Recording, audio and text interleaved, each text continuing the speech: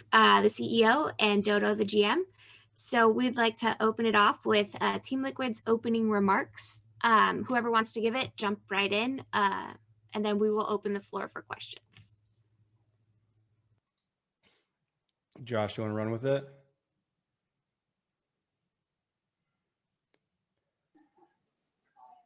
I think you're muted. Yeah, the host was blocking me from unmuting. So. Absolutely. I think thanks for having us here. Happy to kind of field all questions regarding the performance of the team. I think we started the year really well with the lock-in win and have had a few missteps in the past 2 weeks, but we're still, I'd say, really committed towards improvement and not overreacting from the 3-3 start, even though there's definitely reasons to change some things, just not that much, because I think we're an incredibly good team and we're continue to show improvement throughout the split. Great, thank you. Let's start with Travis. Hey, Steve. In former versions of these with different teams, it's been basically confirmed that teams and owners are talking to Riot about lifting the import rule. Since then, there's been sort of varied responses from teams on what that would look like and how committed they are to it. I know you, I believe, had mentioned that this was something you would like to see on a show with Thorin late last year.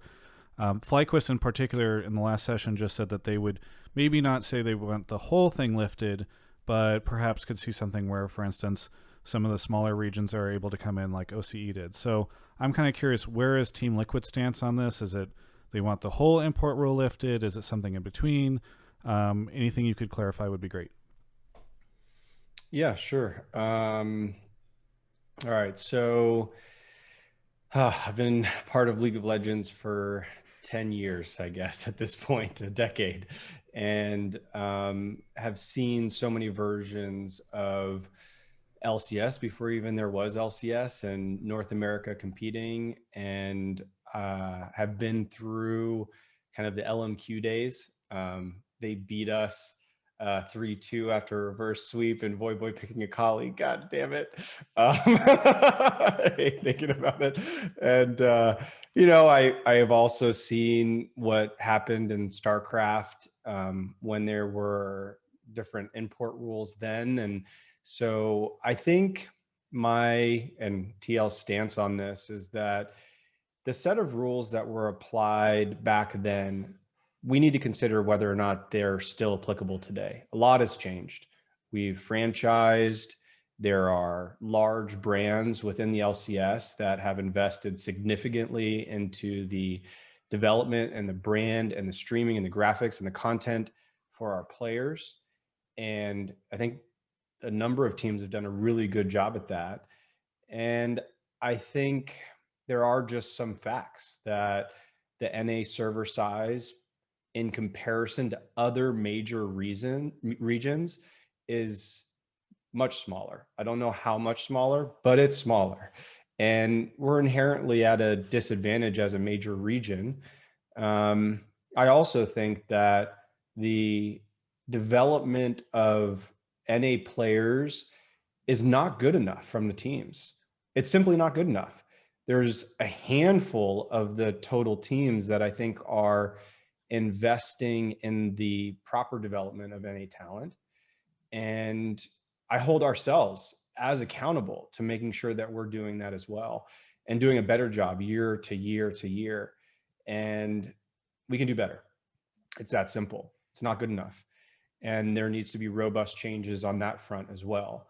And I would never advocate for a change in the import rule if it wasn't coupled with an obligation on behalf of the teams to do something to help cultivate NA talent simultaneously, hand in hand.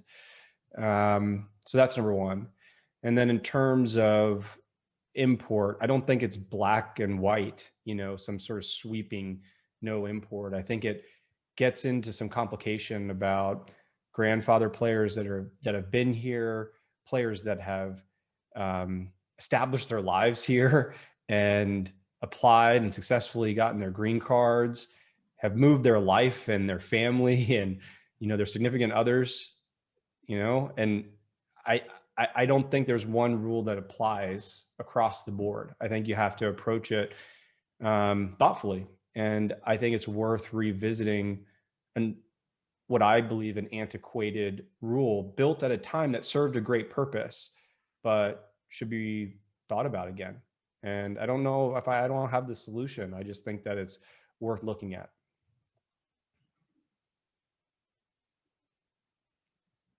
Thanks, Steve. Let's go to Thomas next.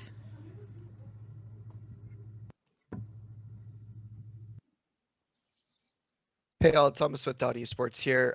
Steve, to follow up on the answer that you gave, and I guess this question is for Jatt and Dodo as well.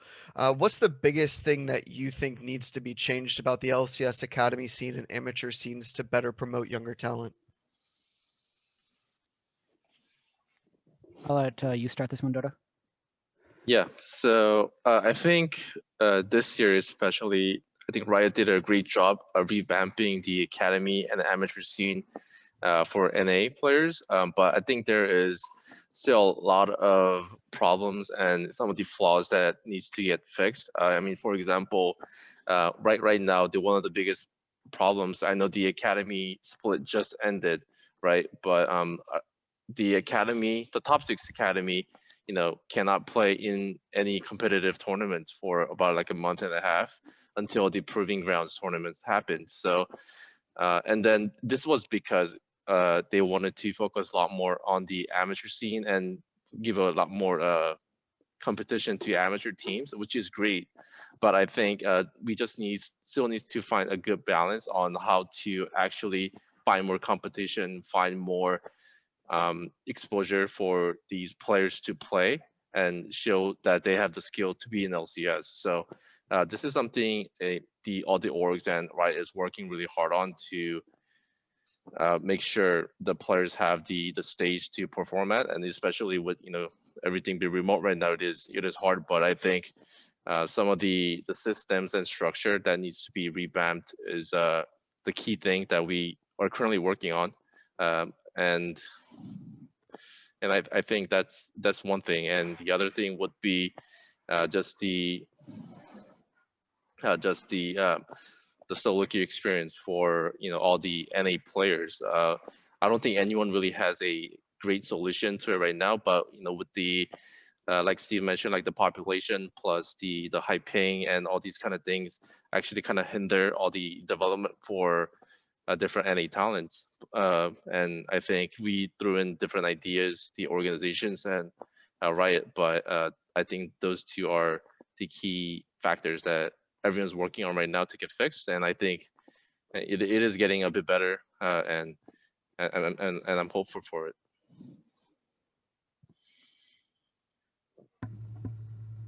Yeah, I'd say I agree with what Dodo says. And I think especially in the amateur and academy systems, volume is a really important thing. So being able to get volume of quality practice, volume of high quality games. So while I completely agree with the ramping up of the amateur system, I think there's been some unfortunate consequences in the first spring of having a lower volume for the academy games. On the team side, a lot of it is about integration between the academy team with the entire coaching staff, or how much you are like one big professional team Liquid rather than one LCS team and then one academy team that operates on their own. Having a more unified strategy for both teams, I think, is important for developing talent and making them LCS ready. All right, thank you. Let's go to Thomas Baker next.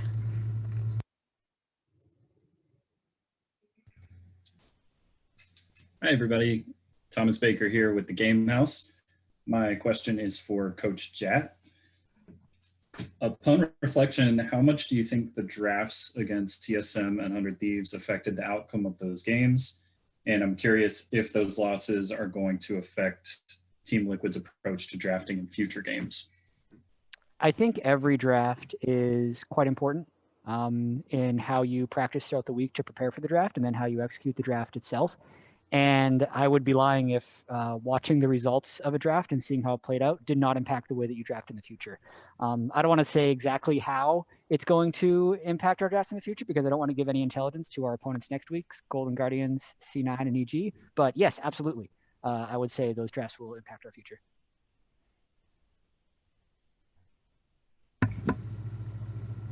Okay, thank you. And just a note to our panelists, if you mute yourselves, we have to like give you permission to unmute you. So just a heads up. But Haley's working on it. Don't worry. Let's go to Jay Silver next. Hi, everyone on Team Liquid. I hope you're doing well. My question is also for Jatt. So, Jatt, you and I spoke following the LCS lock-in win, and after the win, you mentioned that you developed a team of coaches and analysts this year that helped you as a coach and helped develop Team Liquid. So, I want to hear a little bit about what your goal was when you were developing this coaching staff, and what are the long-term goals with these individuals. I think that's a pretty meaty question to try and give you all the answers. So I'll give you what I can. I would say one of the most important things when having the coaching staff is just making sure that it was going to be a team of professionals and having a strong culture fit for the team that I knew I'd be able to work with on a day-to-day basis and be productive, because you were going to run into so many obstacles throughout the season, whether it's winning lock-in and then starting the season 3-3 and feeling like you should do better, or whether it's picking the wrong strategy to practice for 2 weeks and then realizing you have to pivot last minute. Like, your ability to have the same like foundational ideas about how a team should run and be able to align on that early is really important. So I'd say that was one of the things that I did, especially with Cole, our strategic coach. He's doing incredible so far. Yaltz I got to work with a little bit last year when he was the Team Liquid Academy coach, and he was an analyst for us a little bit at Worlds, so he moved up to head analyst for the main team. Spawn is someone I've known for over half a decade through casting and friendship and other things, and I thought he'd be a great fit for Academy head coach. And then Albert, or Hacks Defender, who is the two-way coach between Academy and the LCS, is someone I got a chance to work with at Riot. So I had a pretty good feel already with these guys, and then through a fairly arduous like interview process, just kind of saw the team being able to come together and execute at a high level. I think so far it's actually exceeded my expectations. We've been doing very well, I think, notwithstanding these past 2 weeks, but we'll prove a lot more in the coming weeks. Okay, thank you so much. Thanks. All right, let's go to Henrique next. Hi, everyone.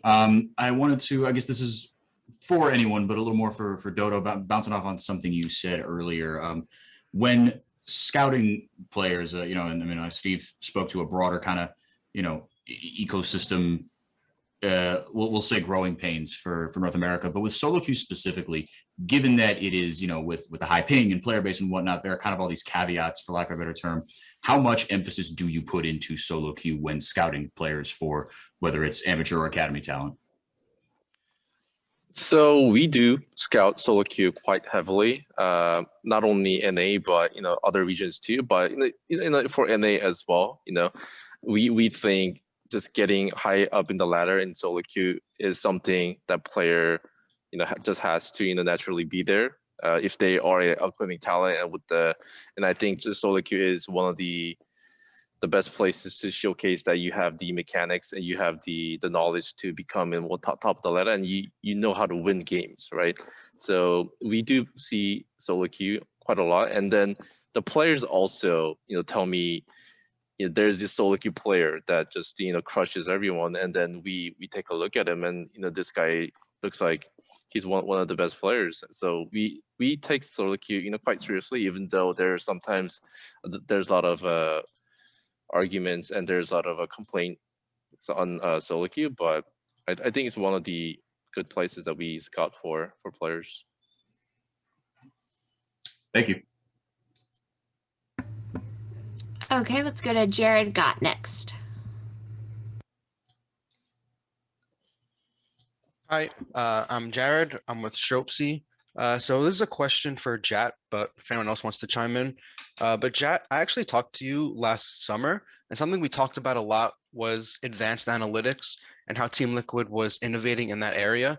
What steps has the organization taken since then when it comes to advancements in analytics?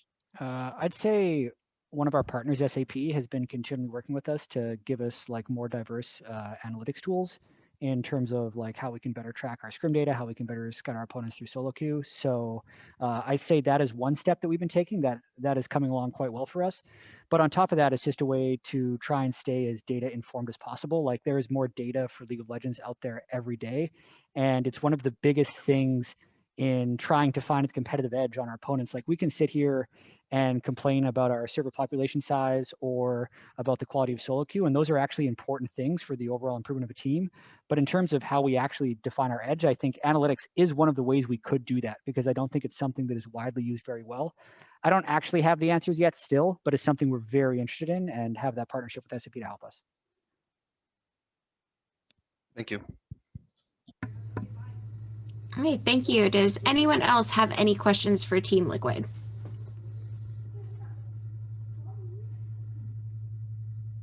Let's go back to Thomas Baker. Thank you. Just one more thing. This is mostly directed towards Coach Jatt.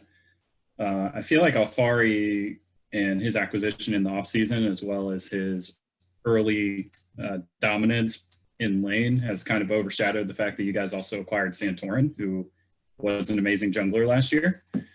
Curious to hear what he brings to the team in your eyes and how that might differ from the jungle situation last year. So specifically, you're asking about Santorin and not Alfari? Yeah, I'm asking about Santorin. Of course, yeah. I mean, Santorin brings a huge amount of experience to the table. He is one of those players we've been talking about who has been in North America for a very long time, all the way back in 2015, has lots of international experience, has been on lots of winning teams. He's been on lots of bad teams too, which I think gives him like an incredibly unique perspective on dealing with adversity and finding ways to improve. And I'd say he's just very, very analytical in nature, which I really appreciate from a jungler, but then has the mechanics to back it up, being able to climb to rank 1 on the solo queue ladder, seemingly whenever he kind of puts his mind to it.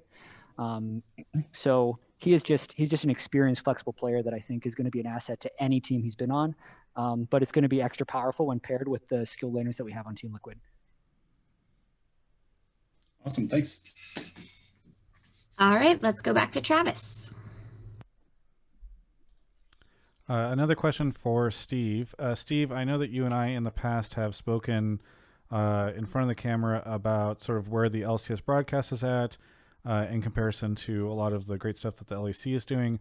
I'm curious what your take is on the LCS broadcast so far this year and how you feel about how it's doing, and also if you feel responsible at all for stealing one of their star talents. I'll answer the first question. I feel like we can always be doing a better job in terms of the broadcast. I'm glad that we have a refresh on the LCS, and I am very satisfied with the change in format for the preseason tournament. Of course, we're champions, but I think it was a good change. It allowed for some rookie talent to play. It allowed time for visa processing, and it was a lot of fun just watching. And I think that's great. I think we are in the content business. We owe it to the League of Legends community and fans to produce the best broadcast. I think there's still some improvements that need to be made, and look forward for those to be made. But I also look across the Atlantic and very jealous of how well they've done, and I think that's a great model, and I think we still have some catching up to do, but I have faith we'll get there. And excited about our team. I think Barney's just over the moon to be with a good team. Sorry, when I didn't mean LEC talent, I meant the LCS broadcast talent. You mean Josh? Yeah, the guy sitting right there. Yeah, we just grab casters left and right, OPL, LCS. Yeah. I don't know if you follow some other esports, but we do the same there too. Seems to work. All right, thank you guys. Anyone else questions for Team Liquid?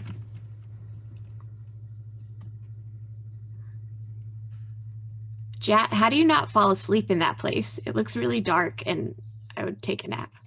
I mean, there's still lights on. Plus, you got these nice bright computer monitors to. Oh yeah, I forget about that part.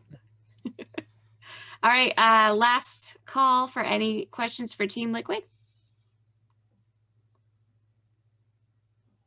Okay, that's it. Thank you, Steve, Jatt, and Dodo for joining us today, and I hope you guys have a great night and best of luck this weekend. Thank you, guys. All right, thanks. You know, oftentimes people accuse me of seeming a little too stiff in these interviews, you know, just not having enough animation, and I just don't get where people get it from, you know. It's just, I put a lot of energy into these things, and so when people just accuse me of staring vacantly, I'm very confused. Regardless, you should go check out Alienware. You can go find them at alienware.com/Travis. There's a link in the video description below. You can use Travis10 off to save 10% off your order. We thank Alienware so much for supporting my ability to make really stupid outros like this one.